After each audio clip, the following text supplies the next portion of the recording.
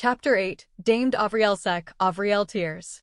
The patrol ship Lochka had now entered the Kingdom of Lobness, taking 21 of Hunter Fleet 1's ships with it. They were thought to be about 2,100 sedler away from the enemy fleet. Said fleet was making a beeline for them, but they still had just under 24 hours before the enemy reached the Kingdom. And in that time, another 11 ships would join their fighting force. The Bior Kosna Blager Glagam, Hunter Fleet 1 Command Center, was scheduled to wait in place until right before the enemy arrived. This was no different from the usual modus operandi.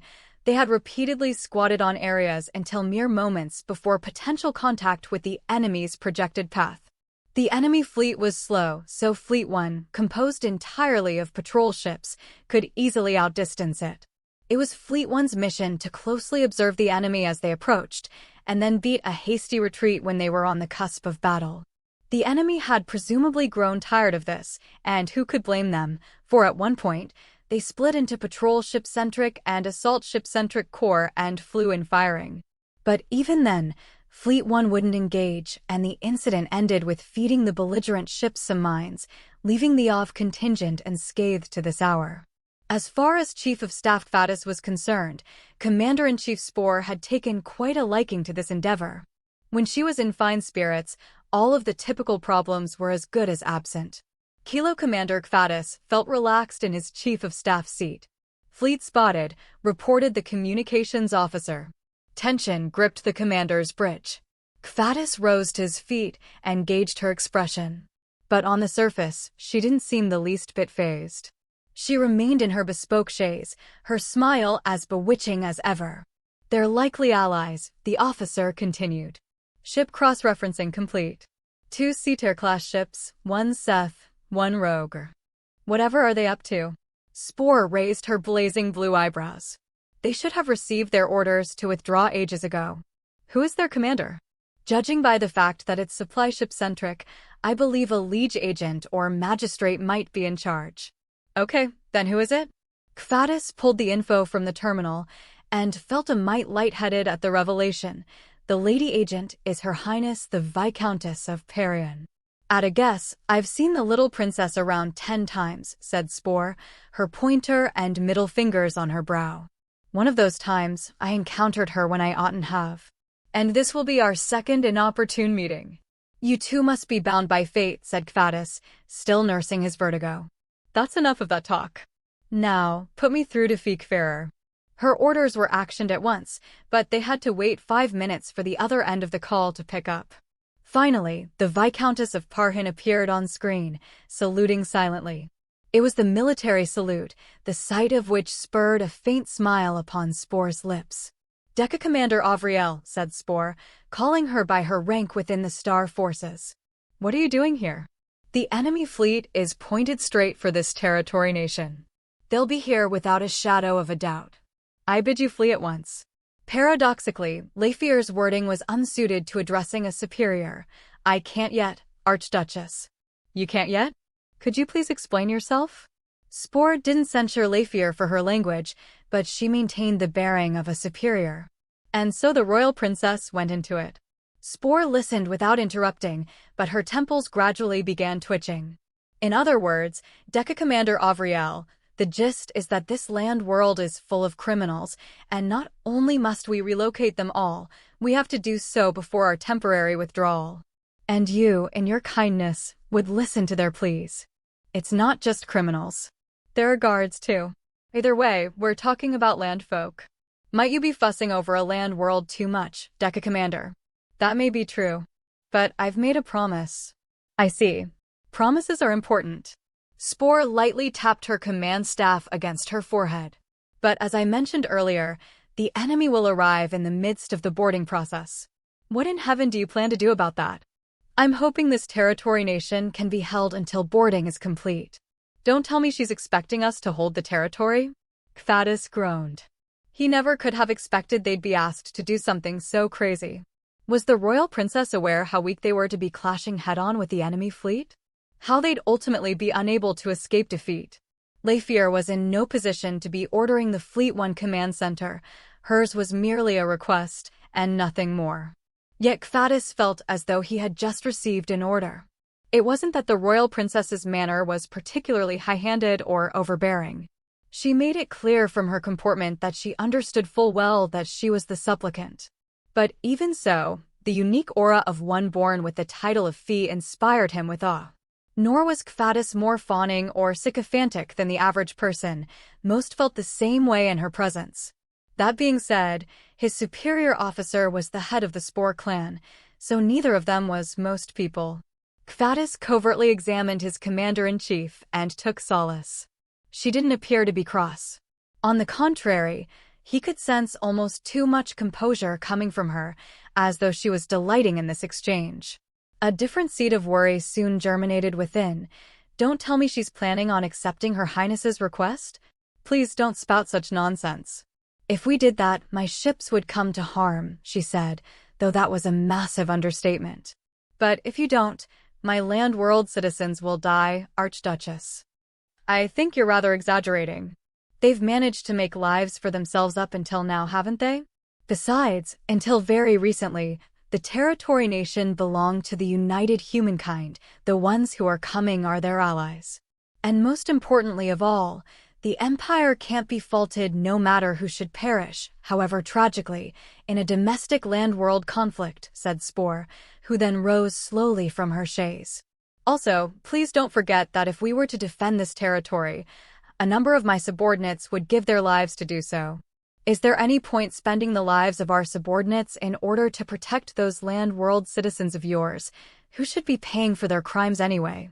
Leifir nodded wordlessly. She appeared fully confident, without the slightest hint of self-doubt. Look, said Spore, I hate to admit it, but the truth of the matter is, if we fight, we'll lose. Judging by the sheer difference in numbers, without a miracle to help us, we'll suffer an utter defeat. I wouldn't be surprised if we got wiped out completely. Can you promise us a miracle, Deca Commander? No, said Leifir, shaking her head. But she made no sign of taking back her words. I'm not requesting for you to win the fight. I just want more time. Well, that's an awful thing to say. You would have my ships and my subordinates fling themselves into a hopeless battle just to buy time? I can't order you to leave, so take this as my advice to you, but I urge you to depart this territory at once. Do you understand? I won't leave, stated the royal princess sharply. The citizens are afraid they'll be left behind, Archduchess. I don't wish to admit this, either, but I'm afraid, too.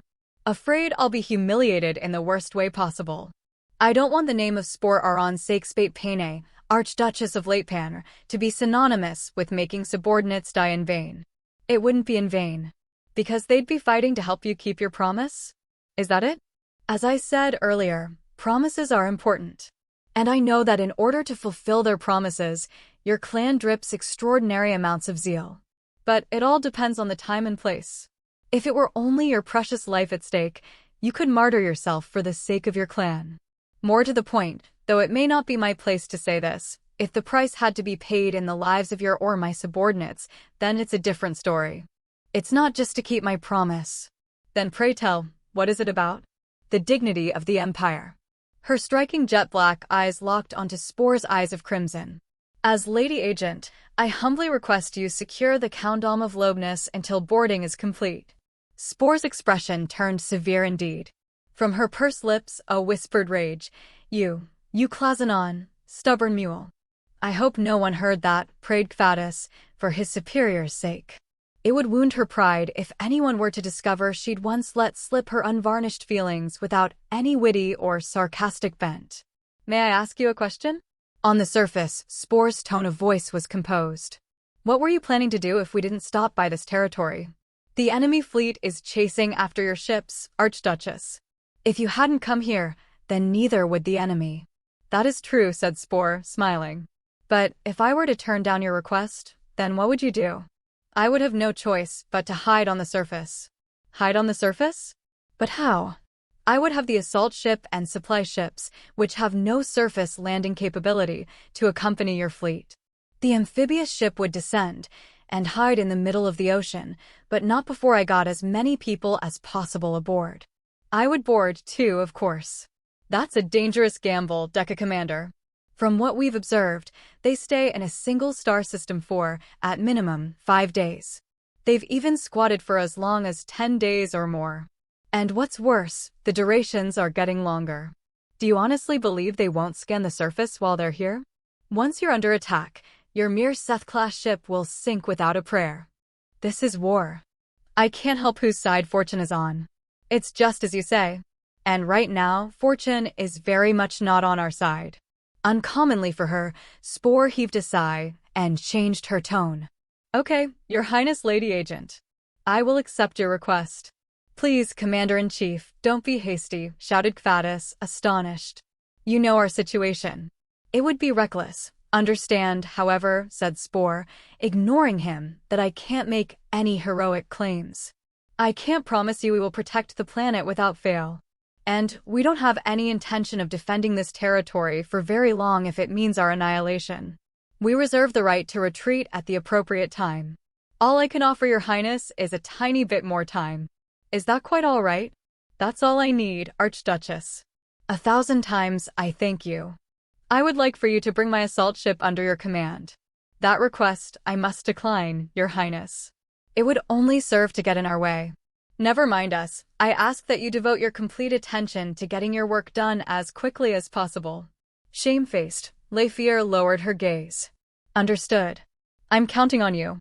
The call cut out. Why are you humoring such an absurd request, ma'am?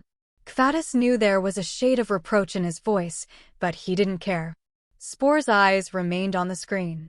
Just who do you think I am? I am the lady among all lieges, the Archduchess of Latepan. I can't just refuse the pleas of a fellow liege, even if that lord or lady happens to be acting as an agent. However, we need you to be acting as the Commander-in-Chief of Fleet 1, ma'am, said Kvatis, objecting flat out. I am at that, said Spore, taken aback. One of the vital tasks of the Star Forces is to defend the prestige of the Empire. But there's a ceiling to that. To expose the fleet to danger just to assuage the victim complex of a small handful of land-world citizens. I don't know if it's a victim complex, but I understand where you're coming from, said Spore, biting the joint of her pinky. She's harassing me, and it's working. Kvatis blinked. You think she made that plea in order to harass you? Not on purpose, obviously. I suppose not. Avriels jerk us around by pure instinct. They suss out the predicament that would most displease the Spores by instinct. That's how they drove me into this position. Looks like victim complexes aren't the sole province of land-world citizens, he thought, but naturally he wasn't so foolhardy as to voice that sentiment. That aside, kindly put all traffic ships currently loaded onto each of the ships under my command under the command of Her Highness the Lady Agent. Tell them that they're allowed to abandon the traffic ships in the end, should it come to that. Oh, actually, leave one traffic ship with us, just in case. They're to assist with the relocation, I assume? Don't ask me what you already know the answer to. Come to think of it, let's throw in some supply ships, too. Can we send some over? Kvatis summoned the supply staff officer, inquired as to the space available aboard the supply ships, and reported back to her. We can, but only one. I see. Right then, get to it for me, Chief of Staff. He returned to his Chief of Staff seat and made the necessary arrangements. He organized a temporary traffic ship corps and appointed the captain of the supply ship that was to be deployed as the Sarer commander. Even as he set about making it happen, a swift torrent of information flowered from the Bosroer to the Lochka. After finishing one of his tasks, he read the notifications, and a particular nugget caught his eye. Commander-in-Chief, he said. It seems the Lady Agent Adjunct has been captured by land-world insurgents. The Lady Agent Adjunct? Who would that be? Lonidry or Hader? Kvatis recalled the land-world-born noble, whom he'd only ever met once. My heart goes out to him. Why didn't Feek Farrer mention it, I wonder? She must have concluded there was no need to inform us. But our fleet is capable of forming a very large-scale land corps. I think we could assist in his rescue. And chip away at our already meager forces, she said quietly. That won't do. I can't have my subordinates engage in a land battle, not when they have so little experience. Warship crew numbers had been set high to compensate for possible casualties. Yet fewer people working inevitably meant lesser combat strength, and accommodations weren't spacious enough to house any true reserve crew. The patrol ships under her command had to give up personnel to the traffic ships, and even though it was a small number, it still hurt. Moreover, there were ships that were damaged from small skirmishes, along with ships that didn't have enough crew members to begin with. By deploying some workers to the surface, the figure of ships that could barely fly would only increase. Fair point. Keeping holding capacity in mind, sending a land corps might prove difficult, Kvatis concurred. They could hardly afford to sit in this territory nation for a leisurely stay. Besides, Count Hyde isn't of noble, said Spore, her gaze distant. Kvatis nearly asked her what she meant by that, but there was an assertiveness in her tone that gave him pause. What a shame. At this rate, all we can do is hope he makes it out okay. I think it a shame myself. I've only met him once, but I like him. Not least because he forced an Avriel to wear that delightful attire. Granted, I won't be sobbing or whimpering over him like Her Highness. Was she whimpering? Kvatis couldn't comprehend what Spore was saying. Avriels never shed a tear. Do you know why? I'm afraid not. The Emperor must always be impartial. Or at least, they must appear impartial to their subjects.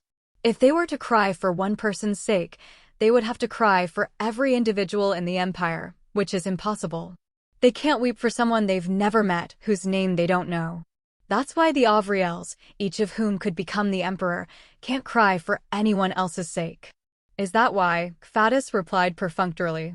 Her Majesty the Empress can push us to our deaths with a point of her finger. If people start to think she's favoring someone over everybody else, they'd be unhappy, to say the least. Right. But us Spores can see right through the facade. Avriels do cry from time to time. And Her Highness was sobbing like a wee girl. That's not what it looked like to me, said Kvatis. Don't trouble yourself over it, Chief of Staff. It's normal not to notice, said Spore tenderly. Then she low-key boasted, only, I could never have inherited the title of Archduchess of Latepan if I wasn't able to see the tears of a young Avriel. Commander, don't tell me you're putting our soldiers in harm's way out of sympathy for her? Kvatis couldn't help but ask. Sympathy? For an Avriel? Me? Spore's eyebrows turned cross. If I should ever hear such rubbish ever again, I'll feed your tongue to my adorable birds.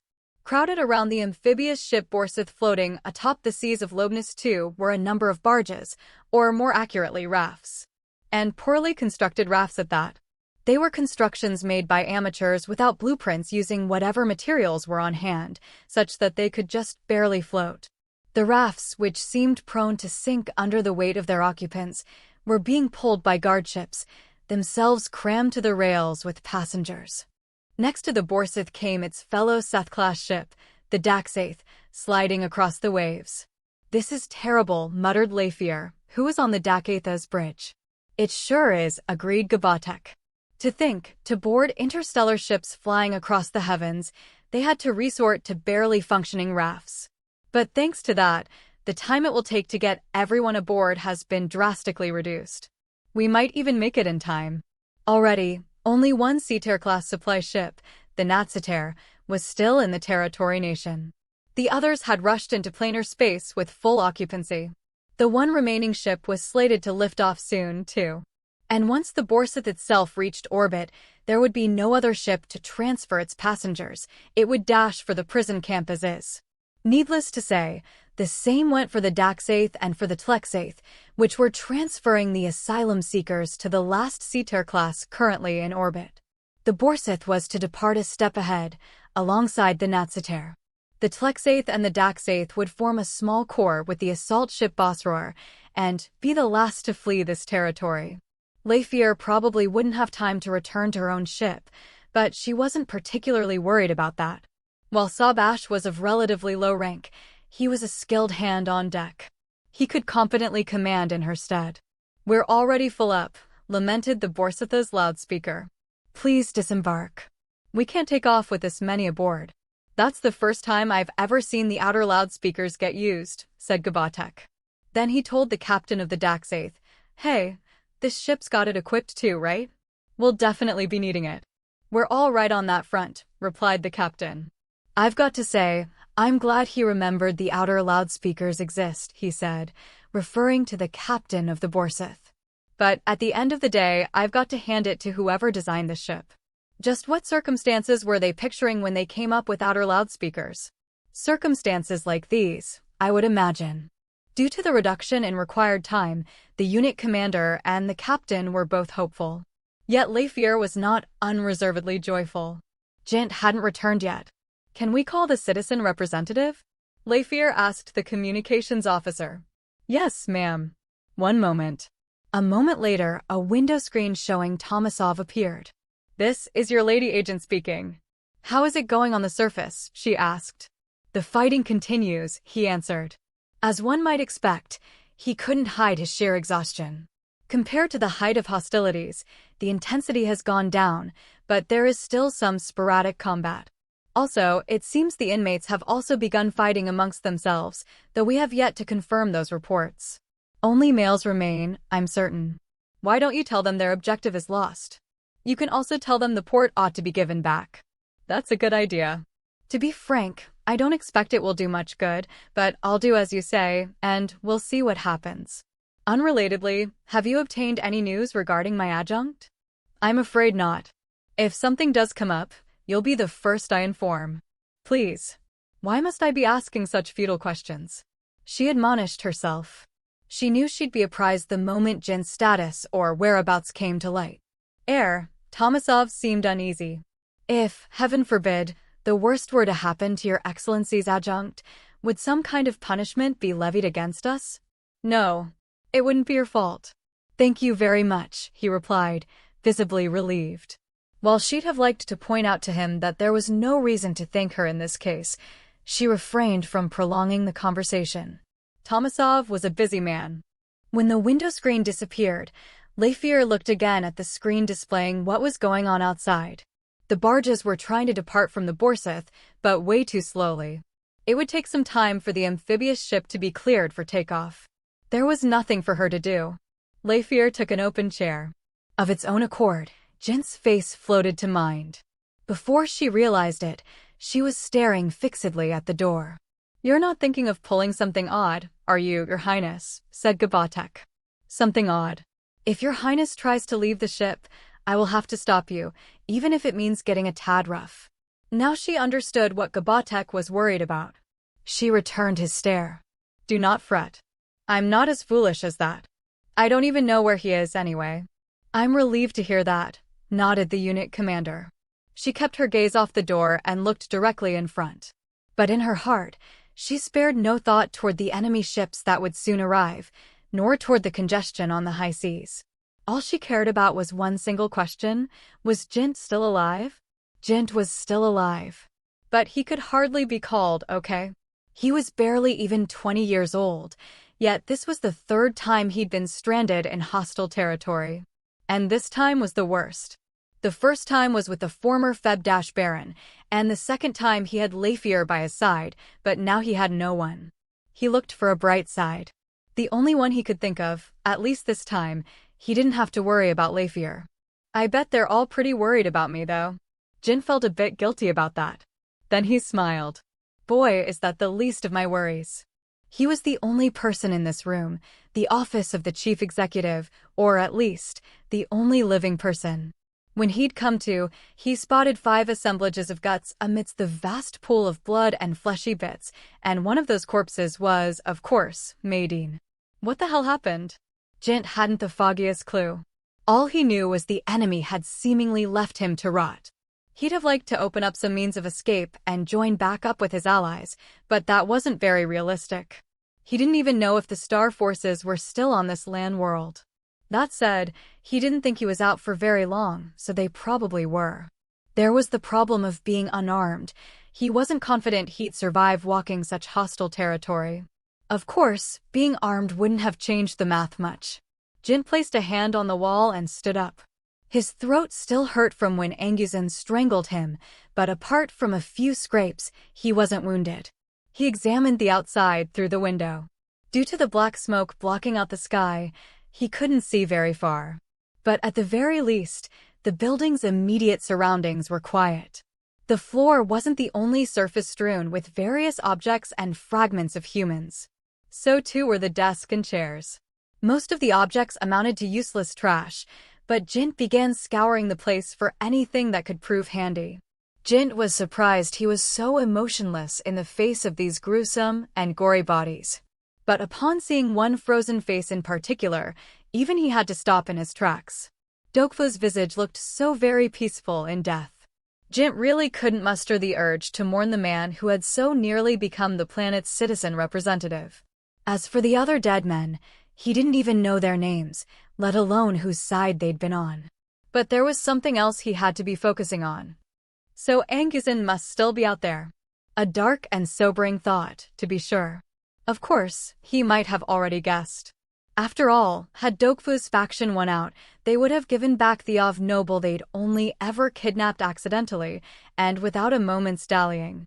On the other hand, if Anguzen's faction did win, why did they leave Jint alive? He could think of two possibilities. 1. They thought him dead. 2. They didn't have the time to finish him off. Either way, were they to come back and see he was alive, there was no way they'd be happy about it. He shuddered at the idea, and went about rummaging at a quicker pace. What he most desired was his wrist gear. It had been taken from him, but he didn't spot them take it out of the room. He wouldn't be shocked if it was still somewhere in this room. While his efforts to find the wrist gear were fruitless, he wasn't completely without loot. For one, he'd found stuff to eat, which he categorized into 3 groupings. 1. Stuff he wasn't totally certain was edible. 2. Stuff he'd only find appetizing on the verge of starvation. And 3. Stuff he'd make a small show of enjoying if he was served it by his host as a courtesy, but likely wouldn't try otherwise. He decided to take food in categories 2 and 3 with him. He also picked up a weapon off one of the stiffs. Unfortunately, only powder guns were on the menu. He was a budget branch star pilot, but he was still a star pilot, so he'd received firearms training.